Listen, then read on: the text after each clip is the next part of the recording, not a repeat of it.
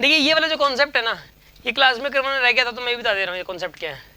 देखो अगर दो पैरेलल मिरर्स हों, अगर दो पैरेलल मिरर्स हैं, इसकी यहाँ पे जो लेंथ है ना ये एल है, मान लो ये एल की वैल्यू कितनी है यहाँ पे 200√3 है, एल की वैल्यू 200√3 है। और ये जो डी है ये क्या है यहाँ पे D, gap between the mirrors, gap between the mirrors क्या है यहाँ पे डी।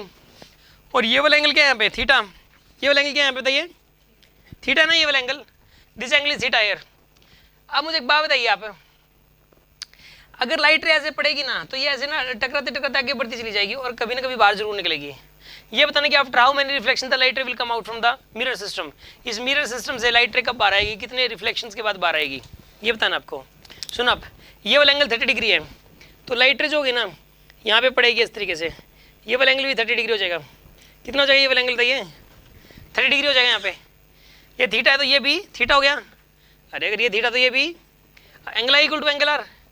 और फिर बताइए क्या होगा यहाँ पे, ये वाला अगर थीटा तो ये भी थीटा, क्यों बताइए ऑल्टरनेट एंगल्स हैं, कैसे एंगल्स हैं ये ऑल्टरनेट एंगल्स हैं। ये बताइए लाइट रे फिर से रिफ्लेक्ट होगी कि नहीं होगी बताइए, हाँ जी रिफ्लेक्ट होगी कि नहीं होगी लाइट रे फिर से। और फिर से यहाँ पे जो है ना ये वाला एंगल थीटा तो ये वाला एंगल थीटा, ऑल्टरनेट एंगल्स फिर से ये, फिर से तो ये लाइट रे रिफ्लेक्ट होगी कि नहीं होगी। इस तरीके से लाइट रे आगे बढ़ती जाएगी, रिफ्लेक्शन होता रहेगा और लाइट आगे बढ़ती जाएगी। और ये बताना कि कितने, और कभी ना कभी बाहर निकल जाएगी, ये बताना कि कितने रिफ्लेक्शंस के बाद बाहर निकली। क्वेश्चन ये है यहाँ पे डिस्कशन इस बात करना है कितने रिफ्लेक्शंस के बाद बाहर निकली।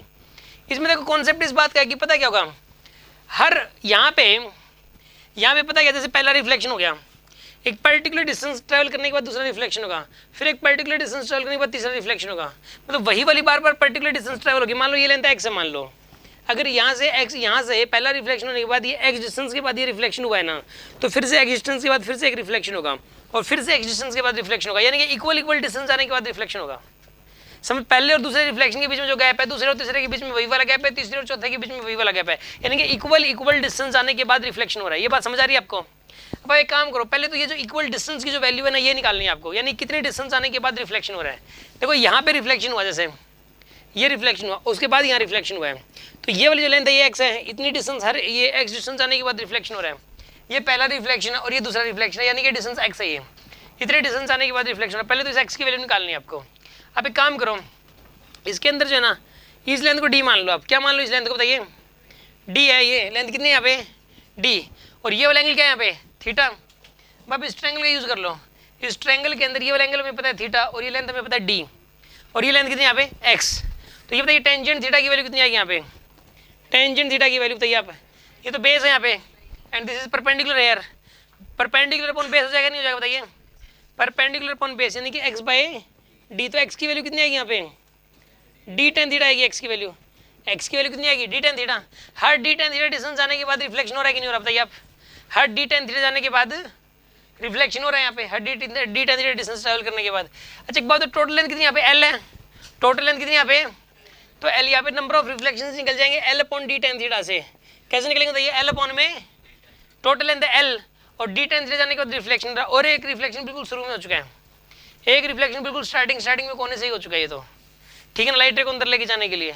तो यहाँ पे जो कोने से रिफ्लेक्शन हुआ है ना +1 और कर देंगे आप, इससे आएगा नंबर ऑफ रिफ्लेक्शंस। ये फॉर्मूला होता है number of reflections find out करने का, this is the formula to find the number of reflections. ये नंबर ऑफ रिफ्लेक्शंस निकालने का फॉर्मूला है L upon D ten theta +1। यहाँ पे ये डी टेन थीटा क्या है, जितने डिस्टेंस आने के बाद रिफ्लेक्शन हो रहा है, एल टोटल लेंथ है, तो कितने रिफ्लेक्शंस हुए L upon D tan theta, और +1 क्यों किया, क्योंकि एक स्टार्टिंग में ही हो चुका है बिल्कुल शुरू में, ठीक है ना। तो यहाँ पे अगर हम इस वाले फॉर्मूले का यूज करेंगे तो ये क्वेश्चन सोल्व हो जाएगा। एल की वैल्यू यहाँ पे क्या लिखोगे बताइए, यहाँ पे एल की वैल्यू 200√3 आएगी यहाँ पे, 200√3 डी टेन थीटा। डी की वैल्यू कितनी आएगी यहाँ पे 20, और टेंजेंट 30 कितना होता है रन 1/√3 प्लस का 1। सोल्व करो कितना जगह यहाँ पर, ये बताइए यहाँ पे 600 डिवाइड बाई 20 + 1 कितना आएगा यहाँ पर, ये वाला 31 आंसर आएगा, आंसर इज 31। कोई डाउट है किसी के मन में, कोई शक?